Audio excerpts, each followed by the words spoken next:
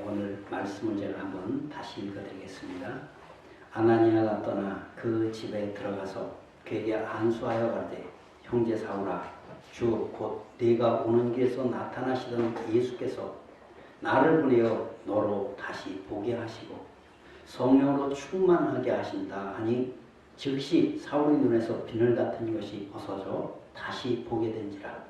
일어나 세례를 받고 음식을 먹으며 강건하여 지니라. 사울이 다메섹에 있는 제자들과 함께 며칠 있을새 즉시로 각 회당에서 예수의 하나님의 아들이심을 전파하니 듣는 사람이 다 놀라 말하되 이 사람이 예루살렘에서 이 이름 부르는 사람을 잔해하던 자가 아니냐. 여기 온 것도 저희를 결박하여 대제사장에게 끌어가고자 함이 아니냐 하더라. 사울은 힘을 더 얻어 예수를 그리스도라 증명하여 다메섹에 사는 유대인들을 굴복시키니라. 아멘. 오늘 말씀은 사람을 변화시키는 성령, 사람을 변화시키는 성령임이라는 말씀입니다. 흔히 사람들이 생각합니다. 우리가 행복하게 살려면은 세상이 변해야 된다. 근데 여러분, 그 맞습니까? 틀립니까? 틀린 말도 아니죠. 근데 100% 맞는 말도 아닙니다. 반은 맞고 반은 틀리다고 봐야 됩니다. 온전히 내가 행복해지려면은 내가 바뀌어야 됩니다. 내가 달라지면은 행복해질 수가 있습니다. 여러분, 그렇습니다. 깊이 생각해 봐보세요. 사람이 달라지지 않으면 세상은 절대 달라지지도 않습니다. 또 달라져도 별 소용이 없습니다. 세상이 참으로 많이 변했습니다. 옛날에 비해서 1960년대에 비해서 지금 세상은 참 풍요로워졌습니다. 얼마나 풍요로워졌는지 모릅니다. 근데 여러분, 여전히 그래도 혼란스럽습니다. 여전히 어려운 건 어렵습니다. 사는 것이 더 어렵습니다. 60년대, 70년대 여러분, 부부가 맞벌이 하는 사람이 별로 없었습니다. 한 사람만 벌면은 살았습니다. 근데 지금은 웬만한 젊은 사람 다 맞벌이 합니다. 맞벌이 하고서 살아도 물론 물질을 많이 버는 것 같은데도 그래도 힘들게 살아가요. 그럴 수밖에 없어요. 그 이유가 뭡니까? 사람이 달라지지 않기 때문에 그렇습니다. 인간은 아무리 포장이 달라져도 본질상 죄인입니다. 그래서 사도 에레미야 17장 9절에 보면 이래요. 만물보다 거짓되고 심히 부패한 것은 마음이라.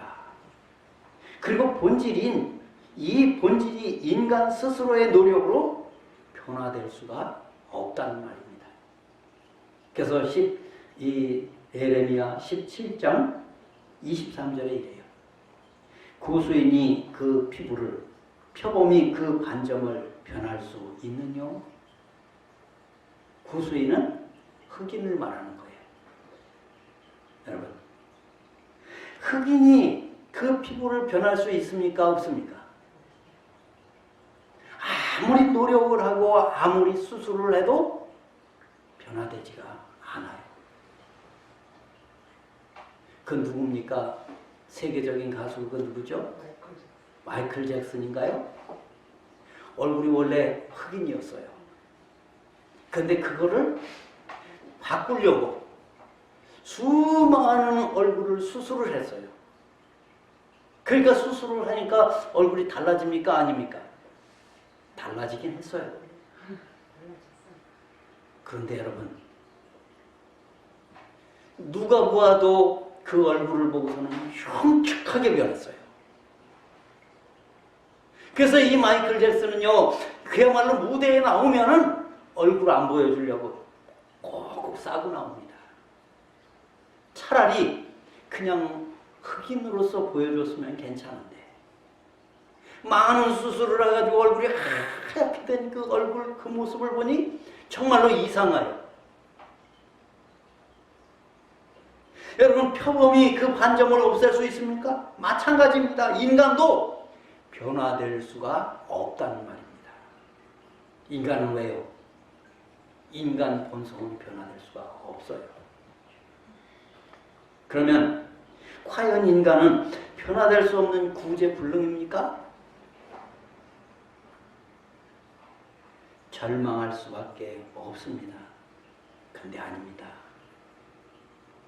아닙니다. 가능한 방법이 있습니다.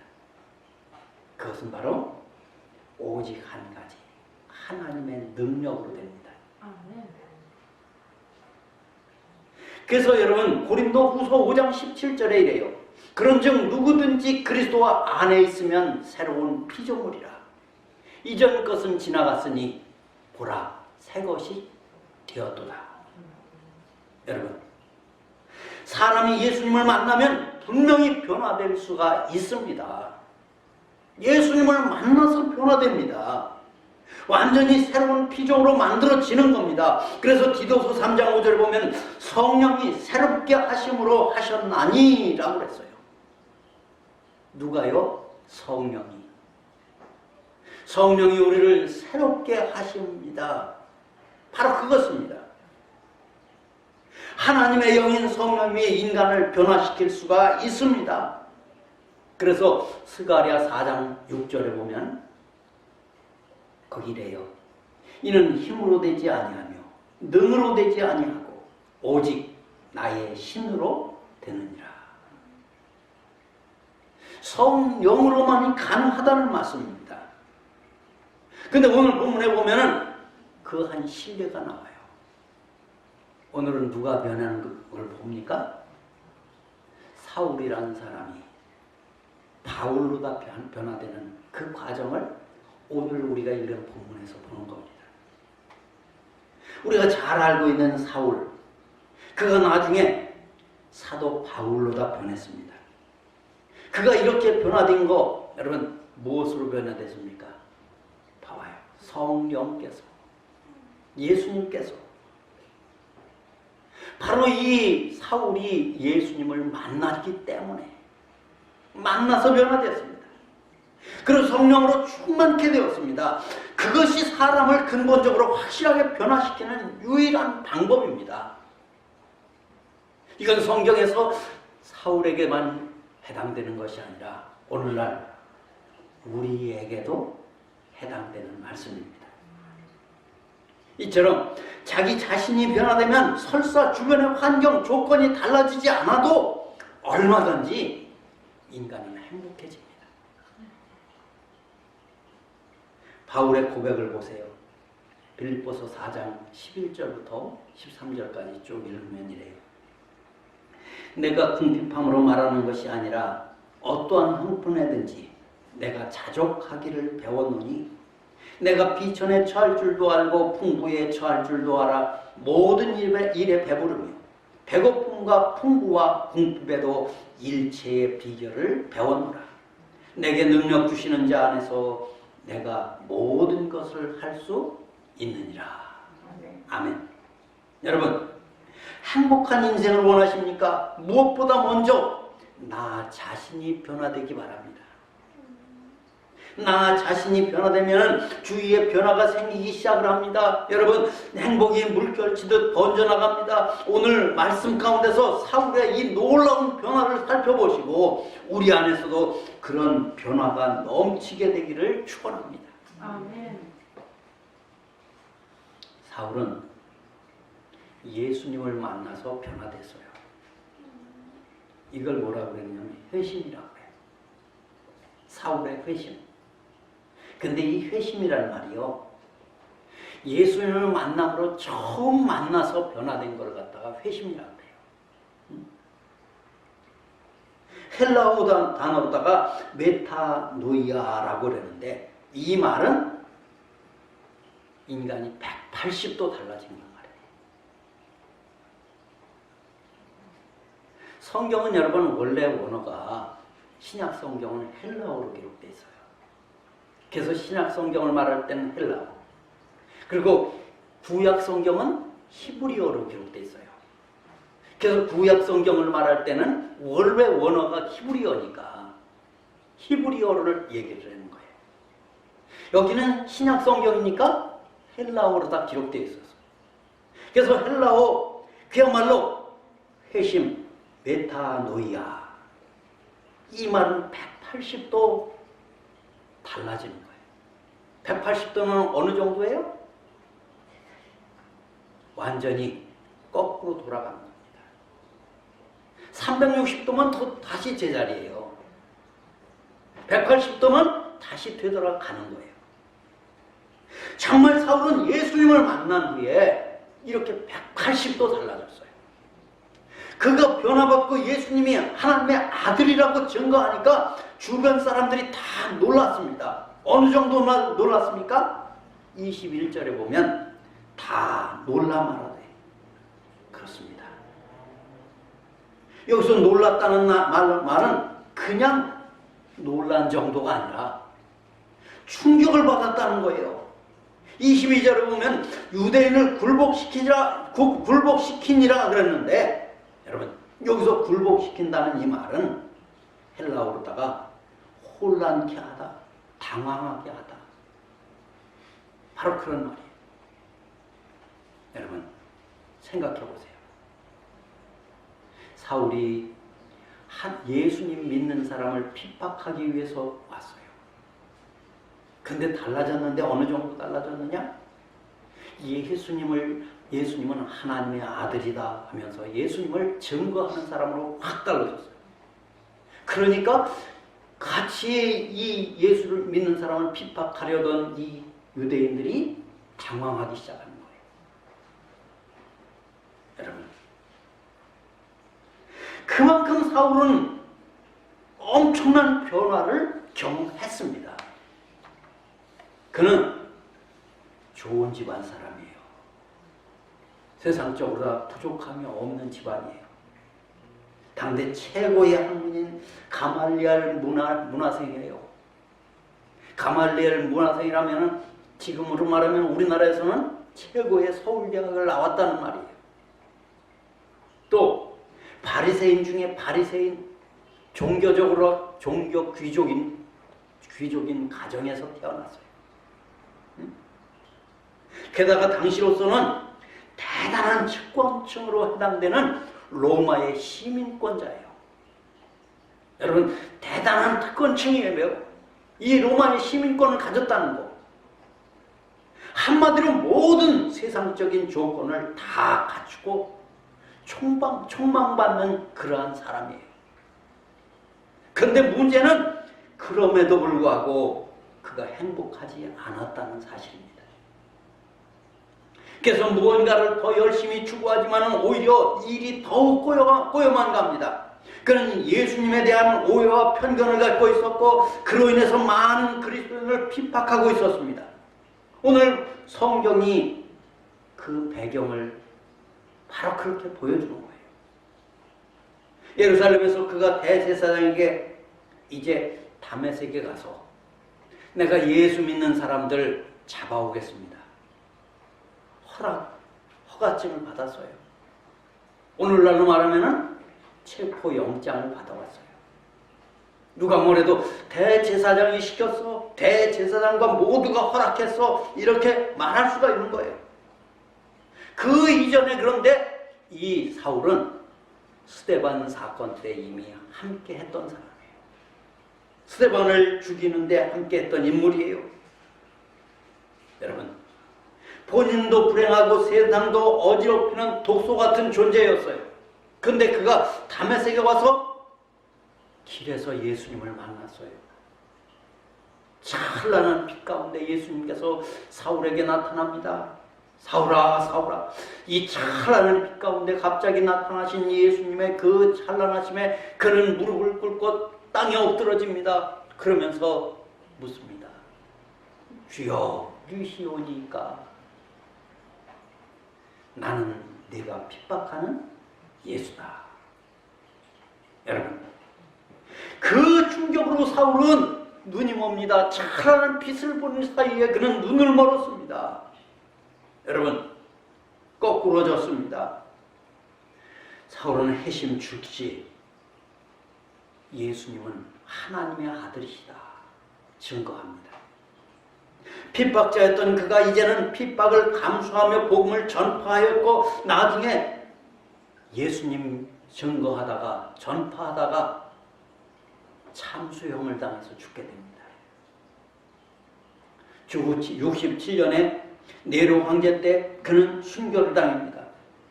근데 본문만 봐도 그가 얼마나 열심히 예수님을 전했는지 몰라요. 23절에 이래요. 사울이 복음을 증거하기 시작하자 예수님을 인정하지 않는 이 유대인들이 또 이 사울을 핍박합니다.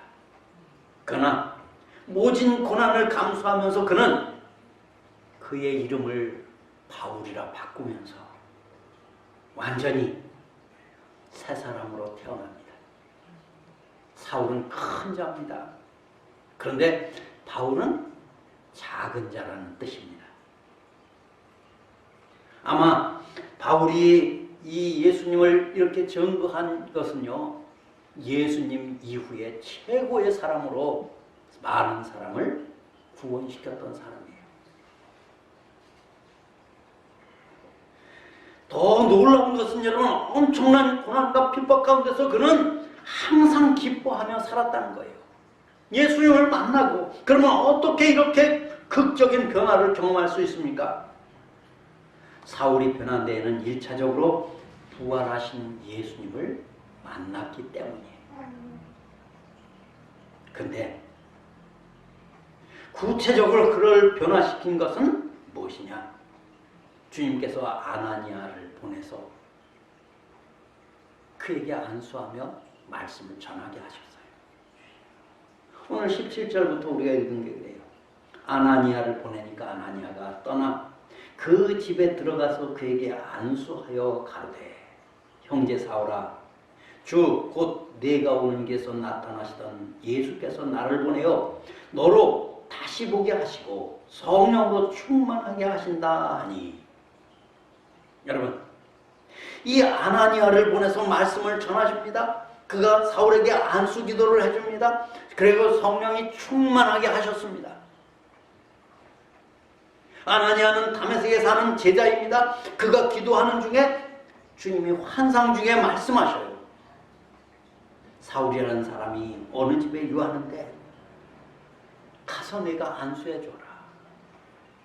가서 예수님을 나를 전해 주거라. 여러분, 그가 지금 식음을 전폐하고 눈이 먼 채 기도하는 중이니 가서 기도해 줘라, 안수해 줘라. 이 말을 들은 아나니아는 당황합니다. 아니, 그 사람은 악명 높은 사람이에요. 주를 믿는 사람을 잡으려고 예루살렘에서 많은 사람에게 해를 끼쳤고, 그리고 여기 온 것도 주를 믿는 사람을 잡으려고 왔습니다. 아나니아는 그야말로 예수님에게 이의를 제기합니다.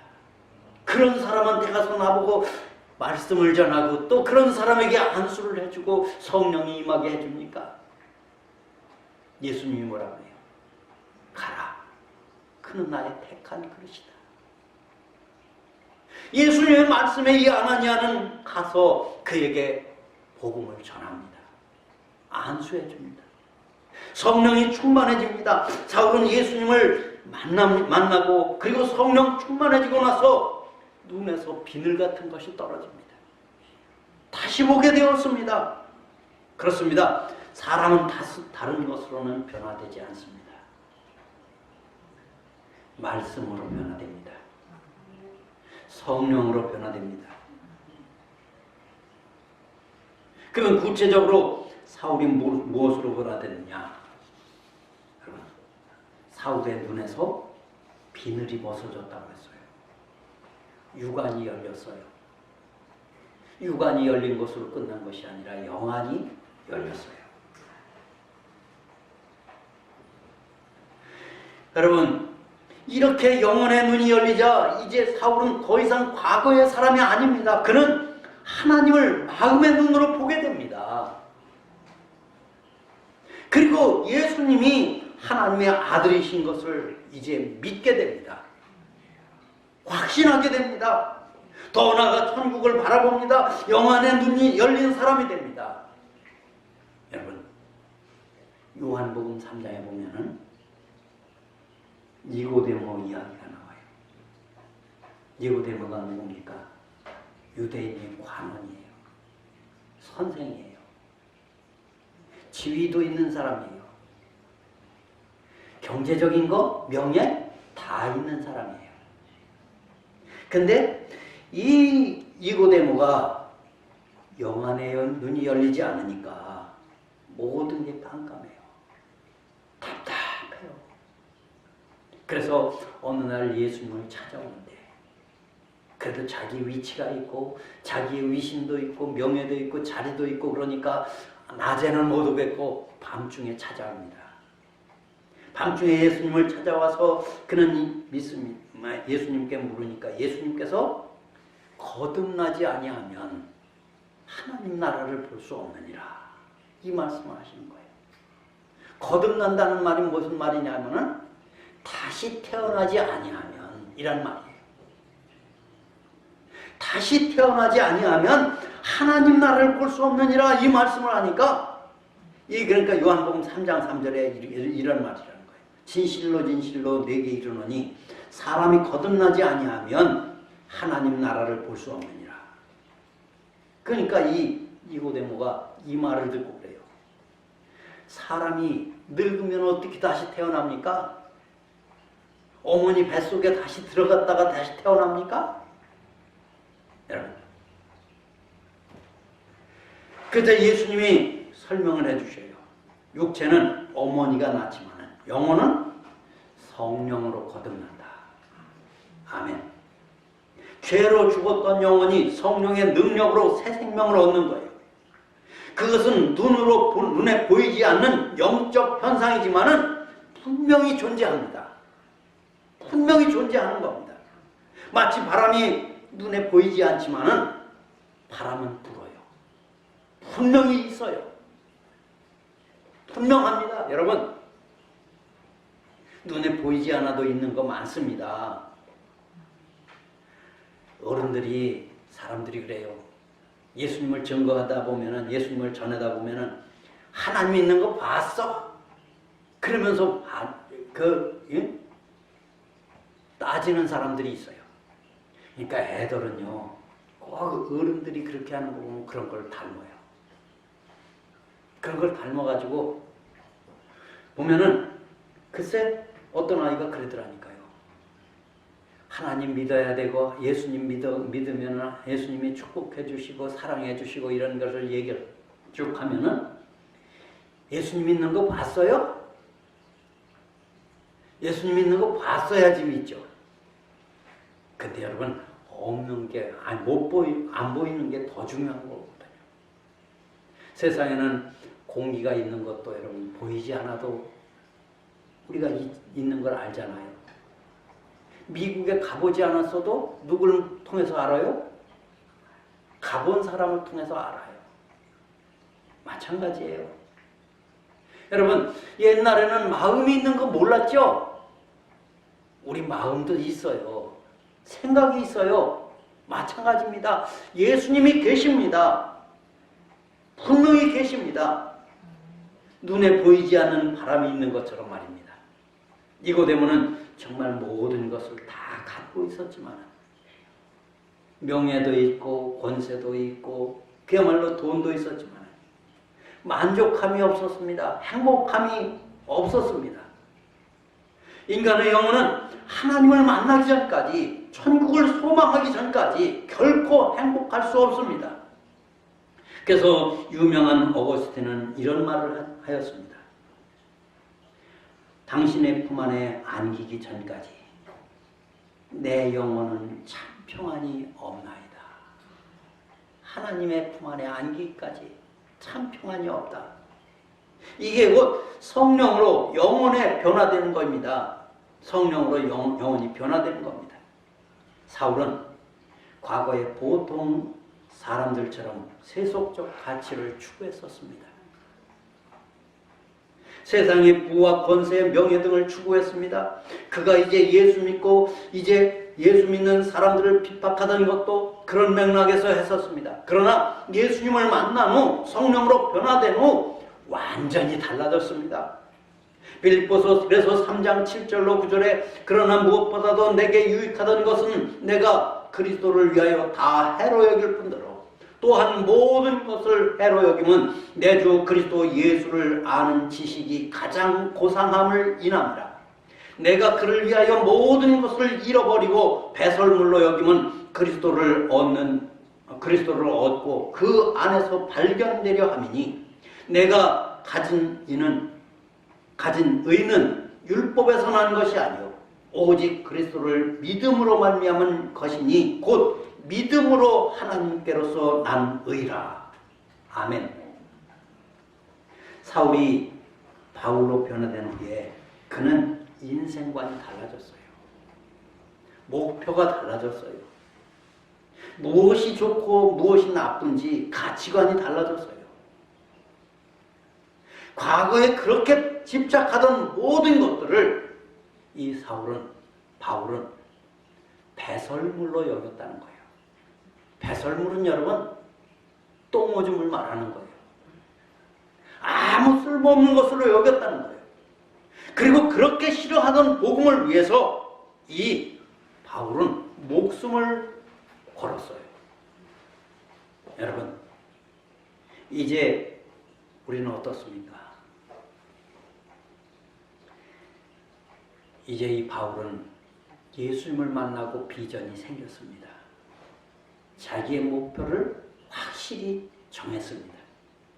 비전이란 하나님의 눈으로 인생을 보는 것입니다. 육안으로는 세상을 보면은 세상 것이 전부인 것 같아요.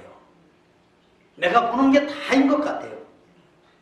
그래서 하찮은 세상 것 때문에 목숨을 걸고 울고 불고 싸워요. 그러나 영안이 열리고 하나님의 시각으로 세상을 보면은 세상 거 별거 아닙니다. 진짜 무엇이 귀한 것인지를 깨닫게 되는 거예요. 여러분, 이건 바로 이래요. 우리가 어렸을 때는 어린아이들의 수준에서 생각을 해요. 어렸을 때 여러분 소꿉놀이 하죠. 소꿉놀이 합니다. 저도 했던 생각이 있어요. 풀을 막 쓸어놓고 그거 가지고 뭐다 밥이다 반찬이다 그렇게 해놓고 모래 갖다 놓고 이게 밥이다 하고서는 우리는 소꿉놀이를 합니다. 그런데 여러분 다 자라가지고 다시 또 그런 소꿉놀이 합니까? 안 합니다. 못 합니다. 왜? 아니 다 큰 사람이 멀쩡한 사람이 어떻게 아이 같은 그런 수준의 소꿉놀이를 합니까? 유치하지 못합니다. 뭐가 달라졌습니까? 눈이 달라졌습니다. 여러분 저는 원래 고향이 경기도 안성입니다. 저 죽산입니다. 안성시 죽산면이 제 고향이에요. 거기서 태어나서 거기서 학교도 다니고 그랬어요. 그런데 죽산 초등학교죠. 그때는 국민학교고 제가 다닐 때는 죽산 국민학교고. 근데 이 죽산 초등학교가 그때 당시에 안성시에서 세 번째로 큰 학교예요. 첫째, 둘째는 안성 읍내에 있었고요. 그 일반 면에서는 가장 큰 학교가 제가 다니는 죽산 초등학교였어요. 근데 그때 당시에 운동장도 얼마나 넓었는지 운동장 한 바퀴 삥 돌면은 200m예요. 야, 넓었죠? 그리고 학교 교실도 얼마나 컸는지 커다란 집이 그야말로 쫙 있고 나중에 제가 6학년 때는 2층까지 올린 이 건물도 있었어요. 엄청 큰 건물인 것 같았어요.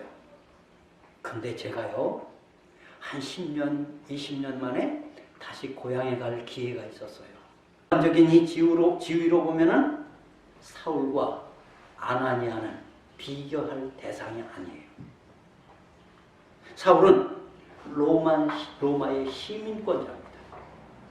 종교적으로 귀족입니다. 반면 아나니아는 평민입니다. 핍박받는 사람입니다. 그런데 아나니아 앞에서 엎드려 안수 기도를, 사울이 아나니아에게서 안수 기도를 받습니다.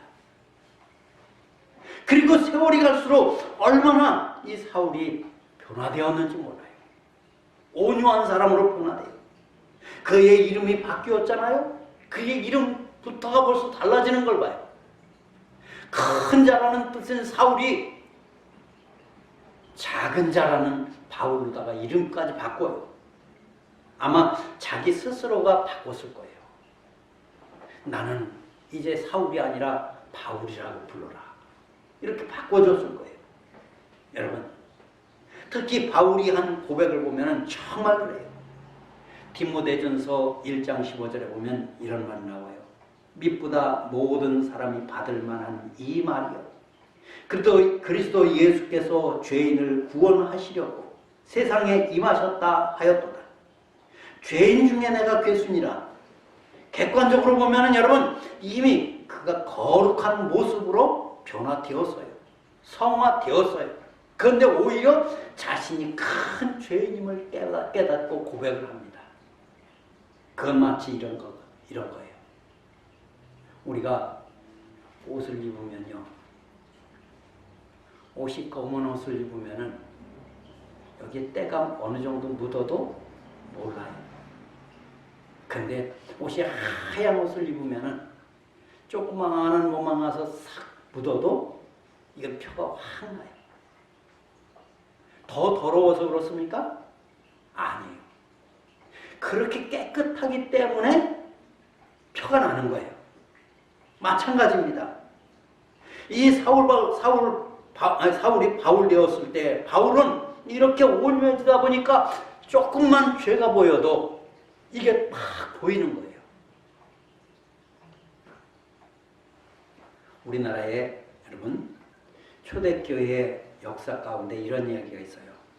우리나라 연동교회에 있었던 한 장로님이 있는데 이 장로님이 고찬익 장로님이라고 해요.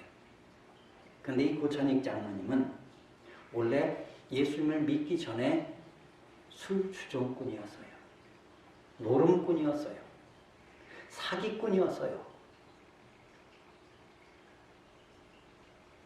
한 번은 관가에 끌려가가지고 실컷 맞고 그야말로 충격의 벙어리가 되었어요.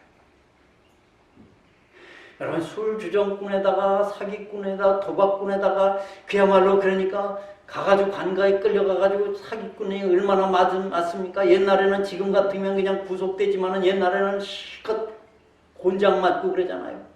그렇게 맞다 보니까 벙어리까지 됐어요. 빚을 톡톡 받는데 그는 견디다 못해서 죽으려고 약을 먹었어요. 그걸 몇 번을 시도를 했는데 기가 막히게 죽질 않고 살았어요. 근데 여러분, 그때 그렇게 죽으려고 그러다가 죽지 않고 살아났는데 그때 연동교회 선교사였던 게일이라는 선교사가 그를 찾아와서 전도를 합니다. 그때 복음서 이 야곱의 이야기라는 이야기를 한 것이 전도 책자를 가지고 와서 전도를 하고 그 야곱의 이야기를 전도지를 그에게 줍니다.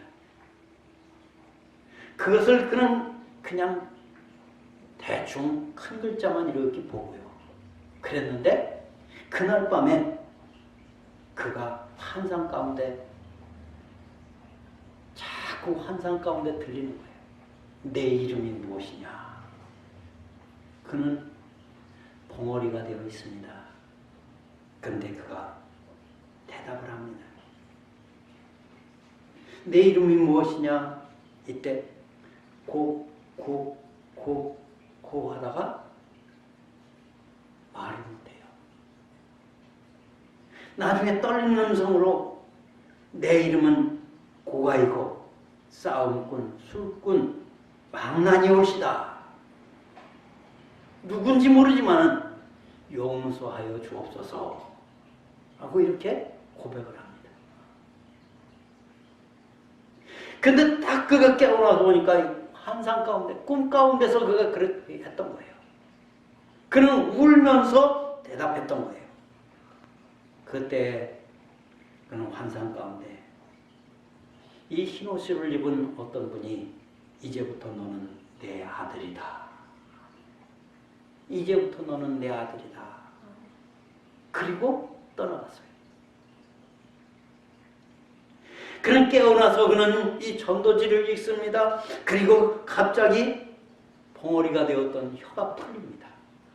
말을 하기 시작합니다. 그리고 나서 그는 바로 이 게일 선교사를 찾아갑니다. 복음을 듣습니다. 새 사람이 됩니다. 그는 나중에 손수 집신을 지어가지고 그 집신을 가지고 다니면서 사람들을 찾아다니면서 나는 도둑놈에다 싸움꾼에다 사기꾼이었습니다. 하지만 이제 새 사람이 되었습니다.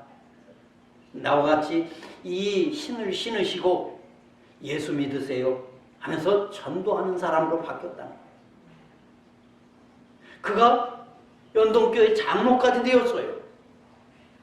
여러분, 사람은 그의 놀라운 변화를 보고 하나님의 힘이 아니고 이런 일이 있을 수 없다.